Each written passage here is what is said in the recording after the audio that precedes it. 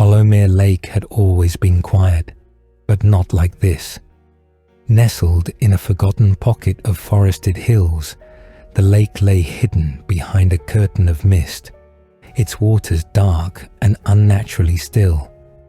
The air smelled faintly of damp earth and decaying pine needles, the kind of scent that lingered on the edge of memory. Sarah Benton arrived with the purpose of documenting seasonal changes in remote ecosystems.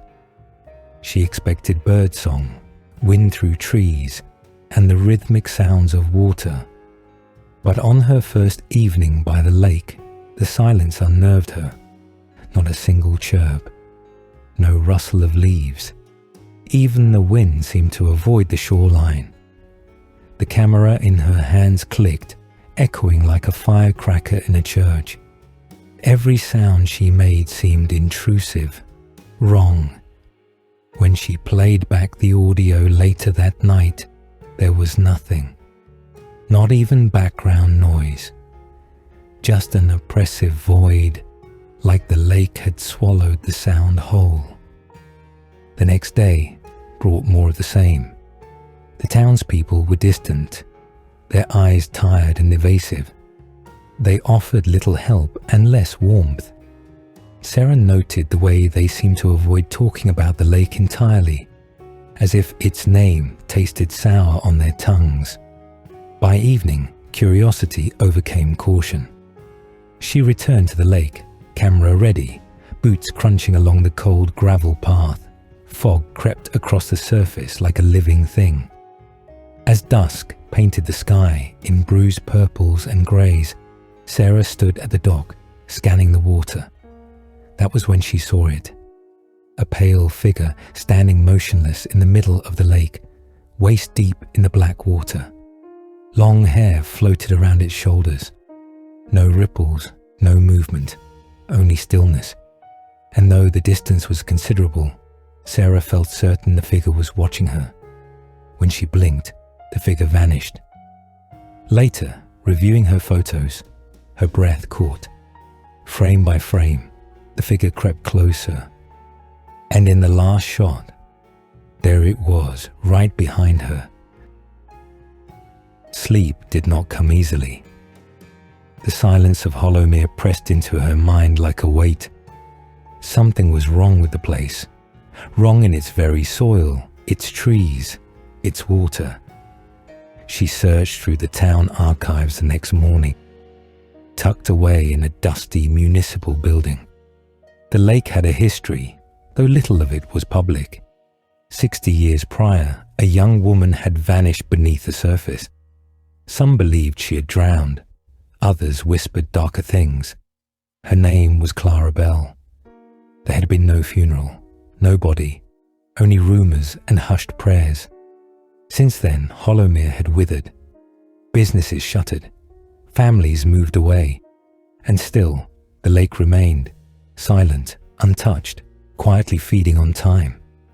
By the time Sarah returned to the dock that night, the fog had thickened. A low mist coiled around her ankles, cold and deliberate. The lake reflected no stars. There was only blackness. Something had been waiting. The moment she stepped onto the dock, the air changed. It no longer felt silent.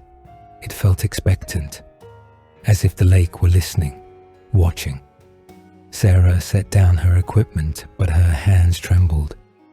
A faint hum rose from the water, not audible exactly, but something she could feel vibrating in her chest. Shapes began to form beneath the surface, not fish, not vegetation. Faces, pale, contorted faces, just below the waterline, eyes wide open, mouths gaping in eternal screams. She stumbled back, and the dock groaned beneath her weight. Then the lake moved, not the water, the lake itself, like something ancient shifting in its sleep. From the mist, the figure emerged again. Clara.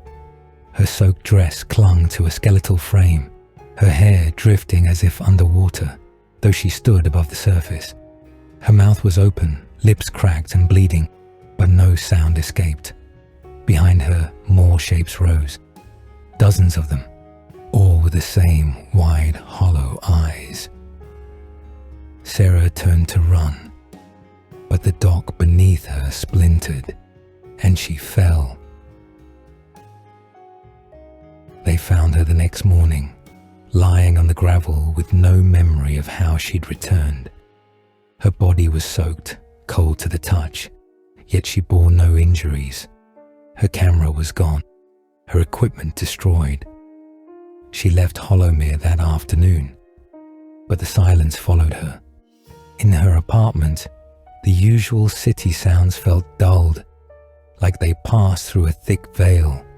She played the recordings from her final night at the lake. At first, they played nothing but silence.